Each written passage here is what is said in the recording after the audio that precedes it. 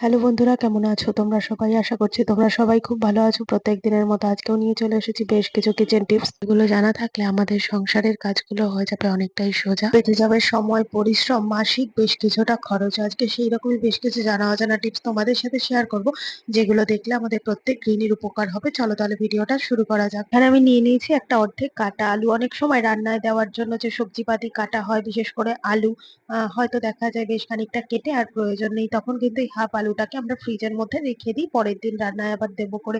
কিন্তু এইভাবে আলু কেটে রাখলে আলুর ওপরের স্তরটা একটা কালো লাইন তো পড়েই যায়, সাথে কিন্তু আলুটা একটা সেদ্ধ হতে চায় না, পরবর্তী সময়ে কেমন একটা খচখচে হয়ে যায়, এমনকি আলুটা আস্তে আস্তে নষ্টও হয়ে যায়। কিভাবে আলু রাখবো, যার জন্য আলু এক সপ্তাহ পর্যন্ত কাটা অবস্থায় থাকলেও নষ্ট তো হবেই না, সাথে পরবর্তী সময় রান্নার পর কোনো রকম কালোও হয়ে যাবে না, শক্তও হয়ে থাকবে না। তার জন্য যেকোনো ধরনের পেপারের মধ্যে আলুর কাটা দিকের অংশটাকে এভাবে মুড়িয়ে রাখতে হবে। আর যদি তোমাদের কাছে ফয়েল পেপার থাকে তাহলে ফয়েল পেপার ছোট করে ছিঁড়ে নিয়ে এইভাবে আলুর কাটা অংশটার মধ্যে এভাবে র‍্যাপ করে রেখে দাও ফ্রিজের এক কোনায়। অন্তত ৮ থেকে ১০ দিন পর্যন্ত এই আলু অ্যাজ ইট ইজ এরকম থাকবে। সবথেকে ভালো হবে ফয়েল পেপারে রাখলে। এইভাবে আলু যদি মুড়িয়ে রাখা হয় তাহলে আলুর মধ্যে যে জলীয় ভাবটা সেটা কিন্তু ড্রাই হয়ে যাবে না, সাথে আলু অনেকদিন পর্যন্ত ফ্রেশ থাকবে। আশা করছি টিপসটা কাজে দেবে। চলো দেখে নাও পরের টিপস। আমরা অনেকেই আছি যে এই ধরনের আমন্ড বা খেজুর বা কিশমিশ এগুলো আমরা ভিজিয়ে রাখি আগের দিন রাতে, পরের দিন সকালে উঠে এগুলো খাই।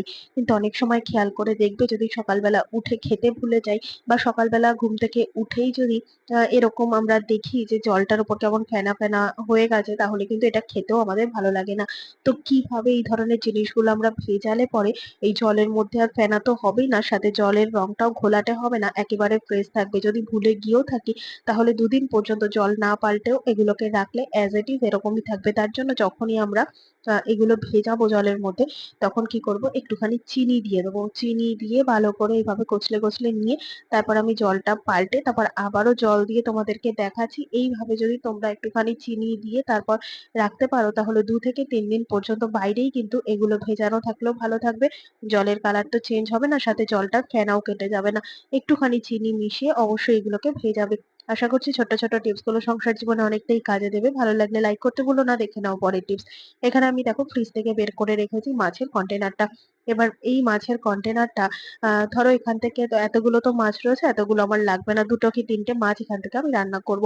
এবার বরফ অবস্থায় দেখতে পাচ্ছ একটার সাথে একটা এভাবেই আটকে রয়েছে। তো যদি আমাদের আগে থেকে বের করে রাখতে ভুল হয়ে যায় তাহলে এই মাছগুলো তো বরফ ছাড়ানো মুশকিল। এবার ধরো এতগুলো মাছও আমাদের লাগবে না। তো এই অবস্থায় যদি আমরা কন্টেনারের মধ্যে না রেখে একটা ছোট্ট অন্য জিনিসের মধ্যে রাখি তাহলে কিন্তু অ্যাজ ইট ইজ যতই আমরা ডিপ ফ্রিজে রাখি না কেন মাছগুলো কিন্তু সিঙ্গেল সিঙ্গেল থাকবে, একটার গায়ে একটা বরফ দিয়ে আটকে যাবে না। তার জন্য এখানে নিয়েছি তেলের খালি প্যাকেট। তেলটা যখন প্যাকেট থেকে ঢেলে আমরা কন্টেনারের মধ্যে রাখি, এই ফাঁকা প্যাকেটটা ফেলে দিই। ফেলে না দিয়ে এই তেলের প্যাকেটের মধ্যে মাছকে সংরক্ষণ করতে হবে। ভালো করে বাজার থেকে পরিষ্কার করে মাছ আনার পর ধুয়ে নিয়ে তারপর এই তেলের প্যাকেটের মাথার দিকের অংশটাকে সমান করে কেটে বাদ দিয়ে দাও। এবার দেখো তেল এটায় নেই ঠিকই, কিন্তু এর গায়ে কিন্তু ভিতরের দিকে অনেকটা তেল রয়েছে। আর এই তেল ভাবের জন্য যদি পরিষ্কার করে ধুয়ে রাখা মাছগুলোকে এই প্যাকেটের মধ্যে ভরে তোমরা ডিপ ফ্রিজে রেখে দিতে পারো, তাহলে কিন্তু একটার গায়ে একটা পুরো আটকে যাবে না বরফ হয়ে থাকা সত্ত্বেও। কেননা এর ভেতর যে তৈলাক্ত ভাবটা রয়েছে এই কারণে প্রত্যেকটা মাছ গায়ে গায়ে লাগবে না। এইভাবে যদি তোমরা রাখো তাতে কিন্তু যে কটা মাছ এর থেকে দরকার যখন খুশি তখন বের করে নিয়ে আলাদা করতে পারবে। সাথে কিন্তু ফ্রিজে ডিপ ফ্রিজে কন্টেনার রাখলে যে একটা অনেকটা জায়গা নষ্ট হয়, সেই জায়গাটাও কিন্তু নষ্ট হবে না। অল্প জায়গার মধ্যে কিন্তু অনেকগুলো মাছ আমরা একসাথে রাখতে পারবো। আশা করছি টিপসটা কাজে দেবে। দেখে নাও পরের টিপস। বন্ধুরা, এই ধরনের ছোট পাউচ প্যাকেটে ক্রিম বা ধরো কোনো হ্যান্ড ওয়াশের কোনো কিছু বা ধরো ভিম লিকুইড, এগুলো কিন্তু এই ধরনের পাউচ প্যাকেটেই থাকে। এবার এই প্যাকেটগুলো যেহেতু আমার ক্রিমের প্যাকেট, তাই তোমাদের এই ক্রিমের প্যাকেটটা দিয়েই দেখাচ্ছি। তোমাদের কাছে যে ধরনের এরকম সসের প্যাকেট হোক, যাই হোক না কেন, যেটাই থাকবে সেটা যখন শেষ হয়ে যাবে সেই প্যাকেটগুলোকে কিন্তু আমরা ফেলে দিই। দেখো এইটার মধ্যে কিন্তু একেবারেই নেই। এবার এই প্যাকেটটা আমরা কি কাজে ব্যবহার করব? ফেলে তো দেবই না, কেননা সংসারী বা গৃহিণী মানুষদের কাছে কোনো কিছুই ফেলনা না। এবার এই খালি প্যাকেটটার মধ্যে আমি ভরে নেবো একটুখানি জল। তো যেটুকু পরিমাণ জল ধরবে, তোমরা এই ছোট ১৫ টাকার যে সসের প্যাকেট গুলো হয় ছোট ছোট, সেই প্যাকেটের মধ্যেও করতে পারো। আবার ধরো ভিম লিকুইড যেগুলো হয় ছোট পাউচ প্যাকেট, সেটার মধ্যেও করতে পারো। হ্যান্ড ওয়াশের প্যাকেট গুলো এরকম হয়। তো তো যেই ধরনের প্যাকেট খালি হয়ে যাবে সেইটার মধ্যে কিন্তু করতে পারো। ভালো করে পরিষ্কার করে ভেতরটা ধুয়ে নেবে, ধুয়ে নেওয়ার পর তারপরে এর মধ্যে একটুখানি জল ভরে নেবে, ভালো করে ফুল করে জলটা ভরে নেবে। এবার জল ভরে নেওয়ার পর দেখো এখানে আমি ঢাকনাটাকে আটকে দেবো। এবার এটাকে আমরা কি কাজে ব্যবহার করব, এটাও কিন্তু দারুণ একটা কাজে ব্যবহার করা যায়, যেটা কিনা তোমরা জানলে অবাক হয়ে যাবে। এই ধরনের প্যাকেট আমরা ফেলে দিতাম, আজকে থেকে এই ভিডিওটা দেখার পর আর কেউই ফেলবে না। এটাকে আমরা ডিপ ফ্রিজের মধ্যে রেখে দেবো 8 থেকে 10 ঘন্টার জন্য। এবার এটা দিয়ে কি জিনিস তৈরি হবে তোমরা দেখলে না অবাক হয়ে যাবে বন্ধুরা। দেখো বেশ কয়েক ঘন্টা বাদে আমি ফিরে আসলাম, এটা কিন্তু ভেতরের জলটা সম্পূর্ণ বরফ হয়ে গেছে। এবার দেখো হঠাৎ করে যদি হাতে বা পায়ে কোথাও যদি কোনো ব্যথা লেগে যায়, আমরা কিন্তু সাথে সাথে একটু বরফ সেঁক দিতে মানে আরাম পাই। কিন্তু বরফ যদি ধরো ফ্রিজে না থাকে বা বড় যে আইস ব্যাগ গুলো হয়, সেগুলো যদি আমাদের ধরো ক্যারি করতে অসুবিধা হয়, কোথাও নিয়ে যেতে হবে, এই ধরনের বড় ব্যাগ গুলো ক্যারি করতে অসুবিধা তো হয়।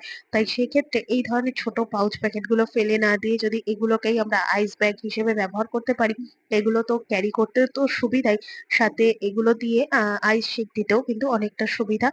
যেহেতু লাইট ওয়েট হয়, তাই যে কোনো জায়গায় যে কোনো ভাবে কিন্তু আমরা এটা ক্যারি করে আমরা আরাম দিতেই পারি। তাই এই ধরনের প্যাকেট গুলো ফেলে না দিয়ে আইস ব্যাগ হিসেবে কিন্তু আমরা ব্যবহার করতেই পারি।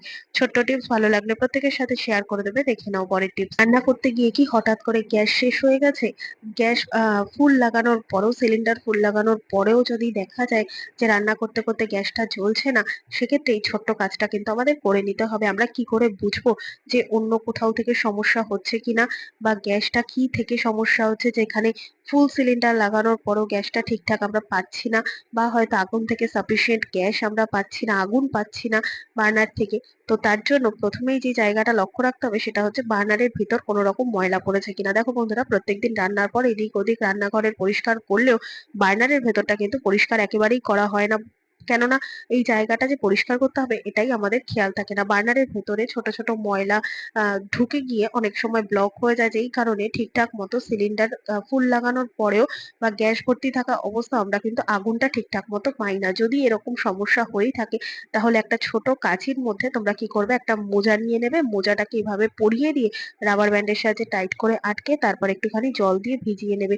এবার এখানে কাঁচিটা কেন নিলাম, যেহেতু এই স্পেসটা ভীষণই ছোট, অন্যান্য কিছু দিলে পরে যেমন এই জায়গাটা ঢুকবে না, তাই একটুখানি এরকম কাঁচির মধ্যে যদি মোজাটাকে পরিয়ে নি, বা ধরো মোজার বদলে তোমরা তুলো নিতে পারো বা সুতির ছেঁড়া কোনো কাপড় নিতে পারো, এরকম ভাবে মুড়িয়ে দিয়ে যদি ভেতরের দিকটা তোমরা পরিষ্কার করে নাও, তাহলে যেটুকু ময়লা ছিল সেটুকু তো পরিষ্কার হয়ে যাবে, সাথে কিন্তু আমরা যে গ্যাসটা পাচ্ছিলাম না সেই গ্যাসটাও কিন্তু আবার সাফিসিয়েন্ট পাবো, বার্নার গুলো বন্ধ হয়ে যাবে না নোংরা পড়ে পড়ে।